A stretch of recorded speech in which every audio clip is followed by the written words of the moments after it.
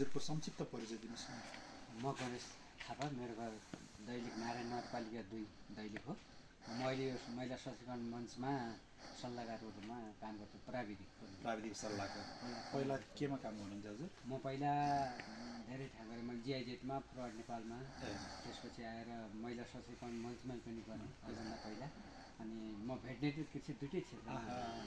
साह्रै राम्रो है। यो चाहिँ के हो अलिकति बताइदिनुहोस् न, के हो यो, कस्तो खालको घर हो? गाउँपालिकाले स्थापना गरेको यो खास अनि स्वच्छ र सफा बिरुवाहरू उत्पादन गर्नको लागि यो विशेष गरेर सुन्तला जातका बिरुवाहरू छ यसमा, अमिलो जातको। अनि अमिलो जातका बिरुवाहरूमा कागती अनि माल्टाहरू, त्यसपछि आएर अमिलोहरू छ। अनि त्यसपछि आएर यसमा अरू पनि उसको पनि घाँसको नि बिरुवाहरू राखिरहेछ र यसमा टमाटर लगाएको छ। विशेष गरेर यहाँ बिरुवा नै उत्पादन गर्नको लागि बनाइयो यो एक किसिमको हाइटेक नर्सरी। यो चाहिँ कसले स्थापना गरेको हो? यो गाउँपालिकाले नै गरेको। गाउँपालिकाकै सहयोगमा भएको। सहयोगमा यो चाहिँ गाउँपालिकाको कृषि शाखा हो। कृषि शाखाले अहिले कृषि शाखाको मातहतमा छ, निगरानीमा छ। भनेपछि गाउँपालिकामा रहनुभएको किसानहरूलाई यहाँ उत्पादित बेर्नाहरू सहुलियत मूल्यमा पनि दिनुहुन्छ र गाउँपालिकाको बजेट अनुसार अनि निःशुल्क पनि छ। साह्रै राम्रो।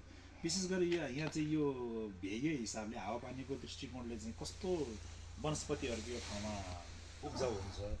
अनि गाउँपालिकाले चाहिँ किन यो अब अहिले साइट्रस जातको भनौँ यो विशेष गरी अमिलो जातको फलफुलहरू चाहिँ किन गर्यो? पक्कै पनि यसको लागि अनुकूल हावापानीको व्यवस्था भएको कारणले हुनु पर्ला सायद, यो केही छ? यो अलिकति समुद्र सतहदेखि यहाँको उचाइ 1600 मिटरमा छ। 1600 मिटरमा छ यो समुद्र सतहदेखि। र यहाँको हावापानी अनुसार ओपनमा गर्दाखेरि विभिन्न किसिमको रोगहरू लाग्ने भएको कारणले उसले तापक्रमलाई मेन्टेन गर्नको लागि, तापक्रम नियन्त्रण गरेर बिरुवा स्वच्छ र सफा उत्पादन गर्नको लागि यो बनाइएको हो। ग्रिन हाउस यो बनाइयो र प्लस किसानले लगाइसकेपछि छिटोभन्दा छिटो मुनाफा होला, आयोजन होला र निरोगी बिरुवा प्राप्त होला भनेर एउटा टेक्निकल गाउँपालिकाको टेक्निकल सपोर्टमा यो बनाएर यसरी बिरुवाहरू उत्पादन गरिएको हो। हजुरले चाहिँ यो महिला सशक्तिकरण मञ्चलाई चाहिँ के सम्बन्धी चाहिँ सल्लाह दिनुहुन्छ? विशेष गरेर हामी जस्तै हाम्रो महिला सशक्तिकरण मञ्चले काम गरेका जुन समूहमा किसान दाजुभाइहरू हुनुहुन्छ, उहाँहरूलाई यदि बिरुवा लगाउनु पर्यो भने सिधै कुनै किसान कहाँबाट नल्याएर अनि उहाँहरूले जस्तै यस्तो स्रोत केन्द्रहरू एकदम स्वच्छ सफा बिरुवा प्रविधिको निगरानीमा भएको बिरुवा हो भनेर अनि एउटा सल्लाह सफा र स्वच्छ बिरुवा रोप्नुपर्छ भन्ने हो। अर्को कुरा उहाँहरूलाई छिटो लाइभलीहुडको बाटोमा के गर्दाखेरि छिटो उहाँहरूको जीविकोपार्जन हुन्छ र आर्थिक हिसाबले घरायसी दबावमा परेका महिलाहरूलाई मुक्त हुन्छ भनेर त्यो लाइभलीहुडको बाटोमा जानुपर्छ भनेर मैले त्यो सल्लाहहरू दिन्छु।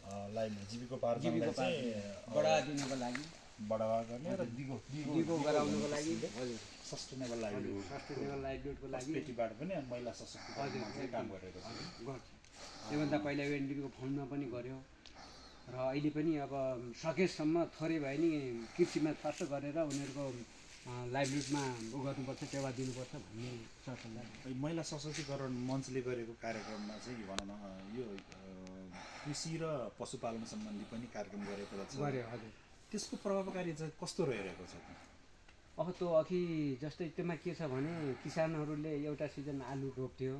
वास्तवमा दैलेख जिल्लामा हेर्ने भने आलु 2054-55 सालमा त्यही गुराँसेबाट स्विस सरकारले स्थापना गरेको, सुरुवात गरेको। कार्डिनल र डेजेरी भन्ने दुईवटा जात सुरुवात गर्यो। कार्डिनल रातो लामो रातो र डेजेरी पनि रातो र कोफी सिन्दुरे भन्ने थियो अर्को सेतो।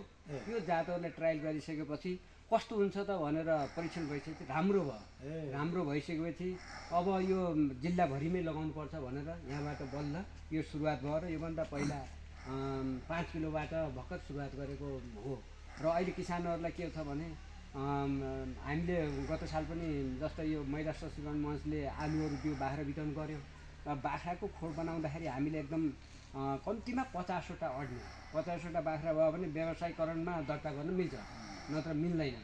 50वटा अनि कुखुराको खोर पनि बनाउन लगायौँ। कुखुराको खोर कस्तो बनायो भने 500भन्दा माथि अड्ने, 500 जति भयो भने महिला सशक्तिकरण मञ्चले नै गरेको त्यो कार्यक्रम। हजुर। अनि त्यसमा टेक्निकल सपोर्ट महिला सशक्तिकरण मञ्च र गाउँपालिकाको एकदम नजिकबाट सरसल्लाह र सुझाव गाउँपालिकाको कोर्डिनेसन र फिल्ड अनुगमन गर्दा नि गाउँपालिका र महिला सशक्तिकरण मञ्चको प्राविधिक सँगसँगै गएर त्यसरी गरिसकेपछि अनि किसानले के गर्यो त भने हामीले जस्ता पाताहरू र किला काँटाहरू कब्जाहरू दिइसकेपछि उहाँहरूले काठ र बनाउने उहाँहरूको भयो। यदि उहाँहरूलाई त्यति नगराइदियो भने हामीले छोड्यो गाउँपालिका पनि निगरानी हुन सकेन भने चट्ट छोडिदिन्छ, भोलि त्यो व्यवसायीकरण हुन्न भनेर केही उहाँहरूको पनि लगानी हामीले जोडेपछि खुसी भएर गराउँछ। परिवार त्यो लाभग्राही चाहिँ कसरी छनौट गरेको थियो महिला सशक्तिकरण मञ्चले? त्यसमा एउटा वेलबिङ ऱ्याङ्किङको आधारमा थियो, जस्तो अघि कुरा निक्लिएको थियो वेलबिङ ऱ्याङ्किङ गर्यो कुनै संस्थाले गरिसकेको थियो? संस्थाले र गाउँपालिका दुइटै पर्छ। जस्तै यो घर परिवार अति विपन्न छ, के मानेमा छ त भनेपछि ऊ विदेशमा गएर रोजीरोटी गर्दै थियो, कोभिड लागेपछि विदेशबाट ऊ फर्क्यो, रोजीरोटी सकियो, अब उसलाई छिटोभन्दा छिटो खानु पऱ्यो, बाँध्नु पऱ्यो, सबभन्दा पहिला कमाउनुभन्दा पनि अब लाइभलीहुडबाट सुरु गर्नु पऱ्यो भनेर संस्थाले 5वटा बाख्रा पर घर बाँध्यो। 5वटा बाख्रा माउ जाति नै एकदम, त्यहाँबाट नि आलु र तरकारीको बिउ प्रशस्त मात्रामा र त्यसमा विषादीहरू एकदम कम लुनी गरेर एकदम कम विषादीहरू दिएर अनि संस्थाले त्यसरी अनि सुरुवात गर्यो र त्यो सुरुवात गर्ने बेलामा किसानहरूलाई सस्टेनेबल हुनै भनेर उहाँहरूको पनि केही सरम त्यसमा जोडेर हामीले उहाँहरूलाई दिएको।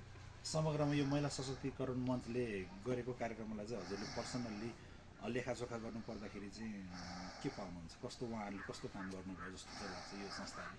ठिकै छ, जस्तो कस्तो मानेमा ठिक छ भने अब जति पनि खोरहरू छ अहिले उहाँहरूले त्यो पाल्ने क्रम जारी नै छ। पहिला पनि पाल्नुहुन्थ्यो, नपालेको पालिकासँग समन्वय एकदम पालिकासँग नै हुन्थ्यो र प्राविधिकसँग अनि भेटनेरी शाखा र कृषि शाखा दुवैसँग समन्वय भएर सँगसँगै जस्तै ट्रेनिङ दिनु पऱ्यो भने त्यो ट्रेनिङको पाटो गाउँपालिकाको सरहरूलाई राखिदिन्छ, किनभने गाउँपालिका र किसान जोडियोस्।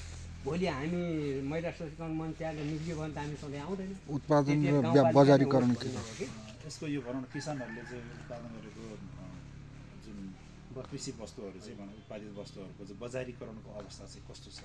खासै त्यस्तो समस्या छैन, यो गाडी चलिरहन्छ के अरे। अब यहाँ गुराँसमा पनि सङ्कलन केन्द्र भयङ्कर ठुलो एउटा छ, तरकारी सङ्कलन केन्द्रै छ त्यहाँ, अनि यहाँ पनि एउटा दुग्ध सङ्कलन केन्द्र पनि छ, दुधको पनि त्यहाँ स्थापना त गरेको छ, अलिअलि पठाउनुहुन्छ उहाँले। दुध त्यति यहाँ हुँदैन, अलिकति अनि लेक टाइप भएको हुनाले त्यति दुधमा उत्पादन हुँदैन, यहाँ एकदम प्रशस्त मात्रामा तरकारी उत्पादन हुने हो। र प्लस अब अर्कै यहाँ पनि एकजना व्यापारी हुनुहुन्छ, यो तरकारी सङ्कलन गरेर पठाउनुहुन्छ उहाँले पनि, केही हिँड बेच्नुहुन्छ, केही बढी भएको किसानसँग उहाँले सङ्कलन किन्नुहुन्छ। यहाँ पनि छ, अहिले पनि हामी भेट्न सक्छौँ। त्यहाँ एकजना धनबहादुर गुरुङ भन्ने हुनुहुन्छ, उहाँले पनि सङ्कलन गरिरहनु भएको छ। हिजो बिहान जिल्ला कृषि विकास कार्यालय हुने बेलामा सङ्कलन केन्द्र भवन पनि बनाएको छ, कि एउटा समिति पनि गठन गरेको छ, किनभने यहाँको किसानले निरन्तरता दियोस् र यो व्यवसायीकरण होस् भनेर सङ्कलन केन्द्रमा जम्माहरूलाई किसानले 1 किलोदेखि क्विन्टलसम्म बेच्न पाओस् भनेर अनि विभिन्न निकायबाट सहयोग गरेर त्यो सङ्कलन केन्द्र पनि बनाइएको छ।